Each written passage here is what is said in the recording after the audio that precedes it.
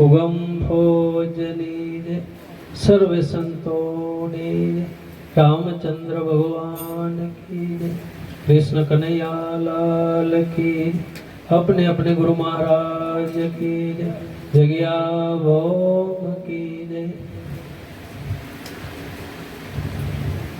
આજે પૂના ભગત ને આંગણે સારો એવો સત્સંગ, અને સંતોને તો સત્સંગ જ વાલો હોય.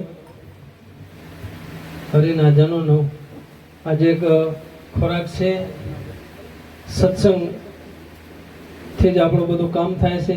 આદિ અનાદિથી આપણે જે જીવ આ ભટકતો અને આપણે મનુષ્ય સુધી આવી ગયા, એ આપણા બહુ મોટા ભાગ્ય છે. મનુષ્ય દેવોને દુર્લભ આપણે બધા જાણીએ છીએ. દેવતાઓ પણ ભગવાન પાસે આશા કરે કે હે પ્રભુ, એકવાર આ મનુષ્ય દેહ આપો તો અમે તમારું ભજન કરી અને આમાંથી પાર પડીએ. તો આપણે બહુ ભાગ્યશાળી છે, આપણને મળી ચૂક્યો છે.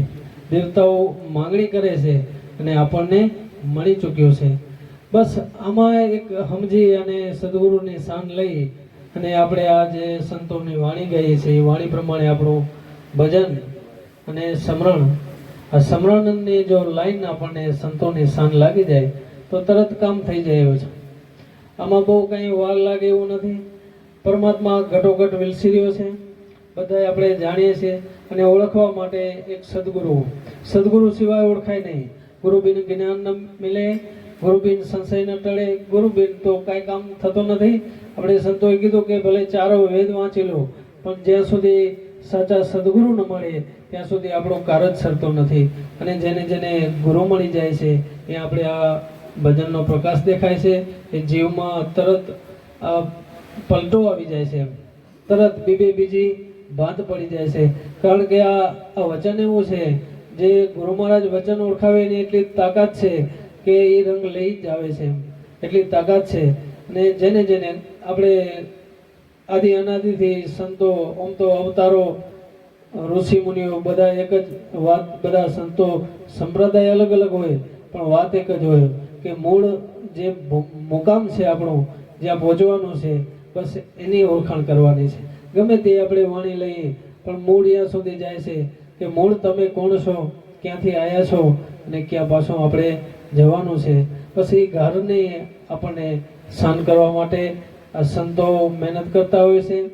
આ જુમા જાગરણ, સત્સંગ, મેળાવા બધા આના માટે જ હોય છે.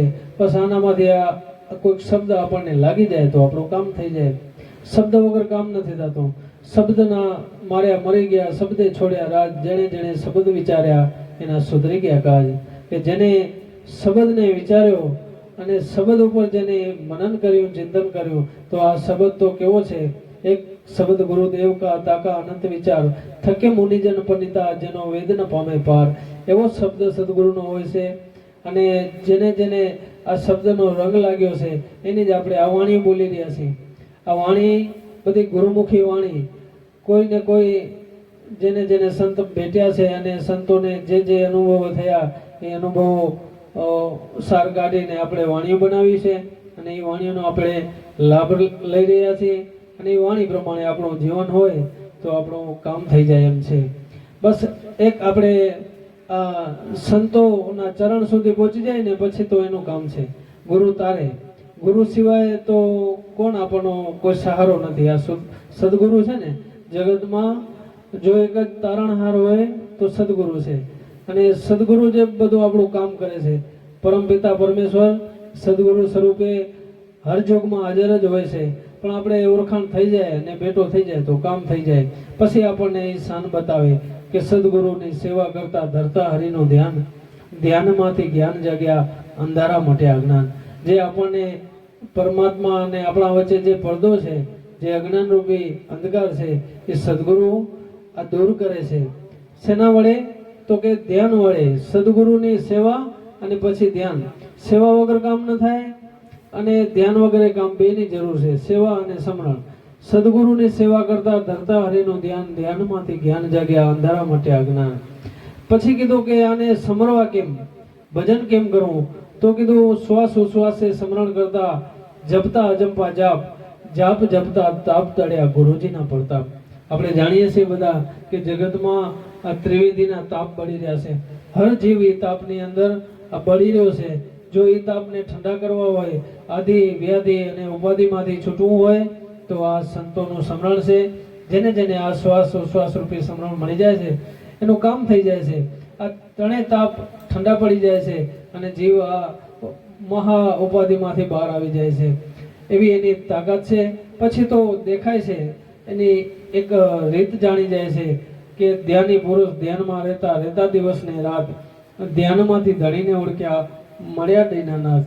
જેને આ ધ્યાન મળી ગયું છે પછી એને હાલતા ચાલતા એક તાર એક દોર લાગી જાય છે. આ જ્ઞાની પુરુષો છે ને રાત દિવસ પરમાત્માના ધ્યાનમાં જ હોય છે. હાલતા ચાલતા ઉઠતા બેસતા ધંધો કરતા વ્યવહાર કરતા. પણ એનો જેમ આપણે બેનો પેલા પાણી ભરવા જતી હોય અને હેલથી પાણી ભરીને હાલતા ચાલતા વાતો કરતા હોય પણ એને હેલને હાથ ના અડાડવો પડે એવી એની સુરતા એમાં લાગેલી હતી. એમ આપણને પણ જેને જેને ભજન મળી જાય છે બધું જ કરતા કરતા પણ એનાથી આપણો દોર નથી તૂટતો. જે અખંડ દોર હાલી રહ્યો છે, સુરતા જેની ઘરમાં જઈ રહી છે ને એને તો ગમે ત્યાં એનો પરમાત્માથી એક ક્ષણ પણ વિખોટો નથી પડતો. એવું આપણું આ ધ્યાન છે.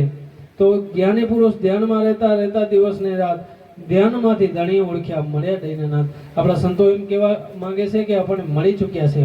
આ સંતોને પરમાત્મા મળી ચૂક્યા છે અને આમાંથી જ મળે છે, બીજો કોઈ રસ્તો નથી. પરમાત્માને મેળવવા માટે સદગુરુ અને નિજનું સમરણ એક જ વાત છે. આદિ અનાદિથી જુગાજુગની એક જ આ કનેરી છે. આ કનેરી આ ચીલો જેને મળી જાય છે એનું કામ થઈ જાય છે. અને આવો ભેદ મળી જાય કે સદગુરુએ ભેદ બતાવ્યો પિંડ બ્રહ્માંડથી પાર અનહદ નાદ વાગ્યા સર્યા જીવના કાજ. ત્યાં સંતો કહે છે અમારું કામ થઈ ગયું કે ગમે એટલે આપણે મહેનત કરીએ તોય પણ ન થાય, ગમે એટલા જપ તપ કરીએ, ગમે એટલી તીર્થ વ્રત યાત્રાઓ કરી નાખીએ, ગમે એવા અકરા ઉપવાસ કરી નાખીએ, ગમે તે કરીએ પણ જ્યાં સુધી આ ભેદ આપણને ન મળે ત્યાં સુધી આપણું કાર્ય જ નથી સરતું. અને આ કામ સંતોના શરણમાં જઈ સહજમાં આપણું કામ થઈ જાય છે.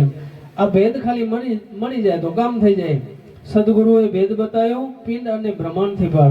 જો આ પિંડ અને ઉપર બ્રહ્માંડ એનાથી પરની જો વસ્તુ આપણને મળી જાય તો આપણો બેડો પાર થઈ જાય. તો એ સંતો આપણને બતાવે છે કે અનહદ નાદ વાગ્યા સર્યા જીવના કાજ. આપણે બધા જાણીએ છીએ કે અખંડ આરતી આપણી અંદર ગાજી રહી છે, અખંડ વાજા આપણી અંદર વાજી રહ્યા છે.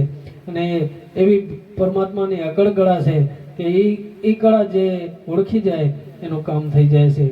પછી કારજ સર્યાને આરંભ થયો અંતરમાં લાગ્યો રંગ. પ્રેમ પ્રતાપે બાપુ કુંભારામ બોલ્યા હોય જો સાચા ગુરુનો સંગ. જો સાચા ગુરુનો સંગ થઈ જાય તો આપણું આ કારજ સરી જાય છે અને આપણી યાત્રાનો આરંભ થઈ જાય છે. એટલે આરંભ કરવા માટે આપણને ભગવાને આ અમૂલક અવતાર આપ્યો છે અને આપણે આ જાગવા માટે સંતો મહેનત કરતા હોય છે. અહીંયા તો બધા ગુરુમુખી હોય છે અને સત્સંગ ભજનમાં તો વંશો જ આવતા હોય છે અને સમજેલા ને શું સમજાવી બધું સમજતા જ હોય છે. અને આ સત્સંગ એ આપણો ખોરાક છે. આમાંથી જે મોતીડા મળે એ વીણી વીણીને આપણે આહાર કરીએ. બોલો સદગુરુ મહારાજની આજ કે આનંદ કી. સાહેબ શ્રી સુખદેવજી બાપુ